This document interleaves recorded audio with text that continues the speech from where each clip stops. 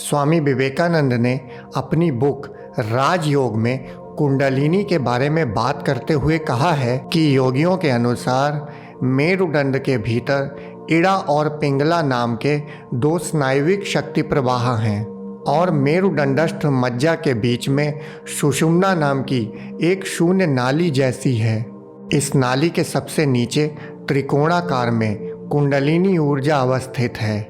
जब यह कुंडलिनी ऊर्जा जाग जाती है तो वह इस शून्य नाली के भीतर से मार्ग बनाकर ऊपर उठने का प्रयत्न करती है और जैसे जैसे कुंडलिनी ऊर्जा एक एक सोपान ऊपर उठती जाती है वैसे वैसे चक्र खुलते चले जाते हैं।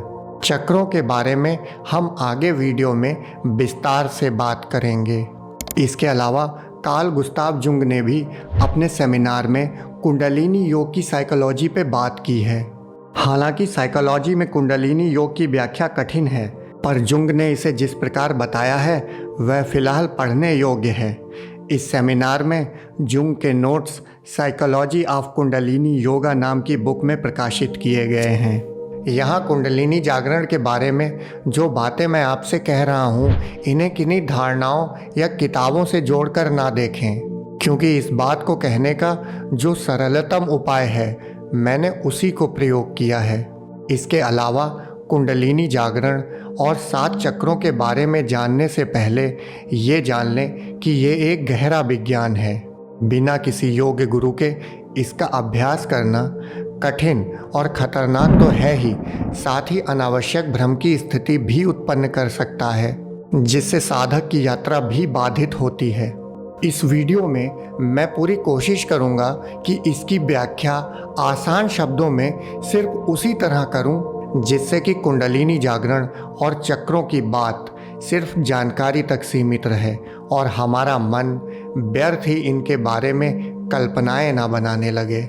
ये बात स्पष्ट जान लें कि राजयोग और हठ योग मार्ग से कुंडलिनी जागरण का व्यवस्थित अभ्यास करा पाने वाले गुरु इस समय बहुत ही कम हैं, तो व्यर्थ ही ईश्वर के प्रति अपनी यात्रा इन कठिन शब्दों के कारण दुष्कर बनाने की आवश्यकता नहीं है। और योग की बात अगर मैं कहूँ तो इसे आप बाबा रामदेव वाला योग ही ना समझें, क्योंकि बाबा रामदेव ने ईश्वर साक्षात्कार की इस महान विद्या को महज शारीरिक स्वास्थ्य के उपयोग तक ही सीमित कर रखा है। कुंडलिनी जागरण के बारे में बात करना इसीलिए भी ज़रूरी है क्योंकि मैंने इन बातों की वजह से कई साधकों को भ्रम में पड़ते हुए देखा है। अन्यथा इस विषय का चुनाव मैं वीडियो बनाने के लिए बिल्कुल भी नहीं करता। कुंडलिनी जागरण शैव तंत्र परंपरा का हिस्सा है। कुंडलिनी ऊर्जा को निराकार स्त्री शक्ति ऊर्जा माना गया है। कुंडलिनी शब्द संस्कृत के शब्द कुंडल से आया है, जिसका अर्थ सर्प की कुंडली के समान आकृति से है। इसे हठ योग में आसन और प्राणायाम द्वारा, भक्ति योग में समर्पण के द्वारा, राजयोग में ध्यान के द्वारा जाना जा सकता है। कुंडलिनी हमारे शरीर में फिजिकल फॉर्म में ना होकर सिर्फ ऊर्जा के रूप में मेरुदंड के नीचे कुंडलिनी रूप में विद्यमान है। जब ये ऊर्जा जागती है तो सुषुम्ना नाड़ी से ऊपर की तरफ प्रवाह करती है और जब कुंडलिनी ऊर्जा ऊपर उठती है तो हमारे चक्रों को खोलती हुई गुजरती है। सामान्य मनुष्य का पूरा जीवन अपनी इच्छाओं और वासनाओं के आवेश में मूलाधार चक्र के पास ही घूमता रहता है।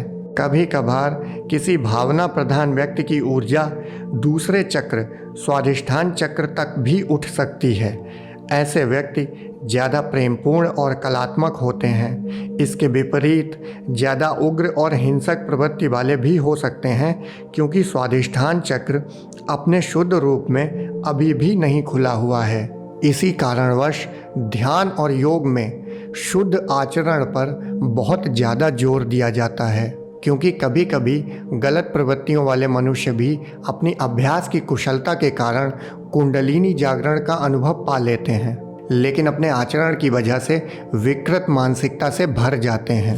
पर इस तरह के लोगों की कुंडलिनी ऊर्जा ज़्यादा ऊपर तक नहीं उठ पाती है, और अगर किसी अच्छे आचरण वाले साधक की कुंडलिनी ऊर्जा जागती है तो मूलाधार चक्र की शुद्धता में उसे ब्रह्मचर्य फलित होता है। अब ब्रह्मचर्य का मतलब ये नहीं है कि उसकी काम ऊर्जा खत्म हो जाती है, बल्कि अब वह अपनी काम ऊर्जा का स्वामी होता है।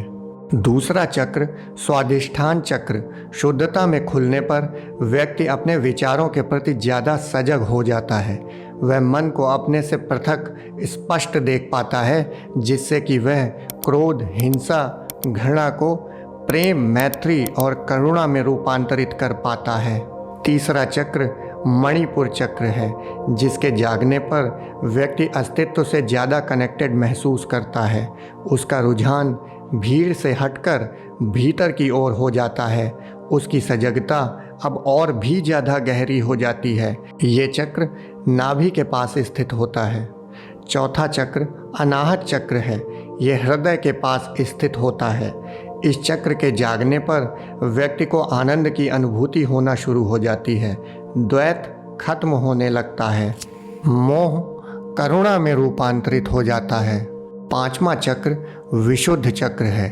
विशुद्ध चक्र के जागने पर आत्मज्ञान की झलक मिलने लगती है। ऐसे व्यक्ति की वाणी में एक अलौकिक आकर्षण आ जाता है। उसकी वाणी में पुरुषों जैसा ओज और स्त्रियों जैसी सौम्यता होती है। कुछ स्थितियों में पांचवें चक्र के खुलने के बाद आनंदातिरेक के कारण व्यक्ति वहीं तक रुक जाता है, जिन्हें हम सिद्ध कहते हैं, और उनके द्वारा ही कभी कभी हमें चमत्कार जैसी बातें भी सुनने को मिलती हैं। एक बात ध्यान रखें कि इस चक्र के जागने के बाद भी ऊर्जा नीचे गिर सकती है और व्यक्ति सिद्धियों के बाद भी योग भ्रष्ट हो सकता है। फिर छठा चक्र है आज्ञा चक्र। ये भ्रकुटी मध्य स्थित होता है। इस चक्र के जागने पर आत्मज्ञान तो स्पष्ट हो ही जाता है, साथ ही ब्रह्मज्ञान की झलक भी उतरने लगती है। ऐसे व्यक्ति में रहस्य प्रकाशित होने लगता है और द्वैत पूर्णतः समाप्त हो जाता है। आज्ञा चक्र के जागने के बाद ऊर्जा के नीचे उतरने की कोई संभावना नहीं रह जाती। अब छठे चक्र तक की यात्रा तो साधना और धैर्य से संभव है, लेकिन सातवां सहस्त्रार चक्र किसी भी तरह के प्रयास से नहीं जगाया जा सकता। ये घटना अपने आप ही घटती है और यही एनलाइटनमेंट संबोधि की अवस्था होती है। सहस्त्रार चक्र किन्हीं विशेष क्षणों में स्वयं ट्रिगर हो जाता है, जब पात्रता 100% तक पूर्ण हो जाती है। अब परमानंद, आत्मज्ञान और ब्रह्म ज्ञान भी छूट जाता है और साधक परम शून्य हो जाता है। सहस्त्र दल कमल खिल जाता है। यहाँ पर भक्त और ईश्वर में, ज्ञानी और ब्रह्म में कोई भेद नहीं रह जाता है। इस स्थिति में ज़्यादा दिनों तक के लिए शरीर में रह पाना कठिन हो जाता है। फिर भी जिनकी करुणा अन्य लोगों को जगाने का माध्यम बनती है, वे स्वयं को रोक लेते हैं और सद्गुरु के रूप में सत्य के साधकों का मार्ग प्रशस्त करते हैं। यहाँ एक बात जरूर जान लें कि कुंडलिनी जागरण कोई माइलस्टोन नहीं है कि जिससे आपको गुजरना ही होगा। हमें बस अपनी यात्रा जारी रखनी है। बाकी सब कुछ इन आँखों से भी हम जितना स्पष्ट देख सकते हैं, उससे ज़्यादा हमारे सामने स्पष्ट होता चला जाएगा। तब हम जो भी जानेंगे उसमें लेश मात्र भी संदेह नहीं रह जाएगा। भाषा की समझ की अशक्तता के कारण मुझे जानेंगे शब्द का इस्तेमाल करना पड़ रहा है, जबकि सही तो ये है कि जितना जानेंगे उतना ही खाली हो जाएंगे, और वही खालीपन ब्रह्म ज्ञान है। इसीलिए इस बात की फिक्र ना करें कि कुंडलिनी जागरण होता है कि नहीं होता है, या कब होगा, कि चक्र कब और कैसे कैसे खुलेंगे, उनके कैसे लक्षण दिखेंगे। इन सब बातों से सिर्फ हमारे मार्ग में बाधा ही पहुँचेगी। यकीन मानिए, धर्म जगत में जितना नुकसान इन बातों और चमत्कारों ने पहुँचाया है, उतना किसी और ने नहीं पहुँचाया है। इसीलिए इन बातों को इतना अधिक मूल्य ना दें। निर्भर होकर यात्रा करें। जो जानने योग्य होगा उसे आप अपने अनुभव से स्वयं जान जाएंगे। तब इन शब्दों पर आप अपने अनुभव का प्रमाण भी रख पाएंगे। अगर आपको हमारा कंटेंट अच्छा लगा हो और इससे आपको ईश्वर को जानने का भाव पैदा होता हो, तो आप इस वीडियो को लाइक कर सकते हैं, इसे अपने दोस्तों के साथ शेयर कर सकते हैं, और अगर अभी तक आपने हमारे चैनल को सब्सक्राइब नहीं किया है तो आप हमारे चैनल को सब्सक्राइब कर सकते हैं। आप सभी मित्रों का धन्यवाद।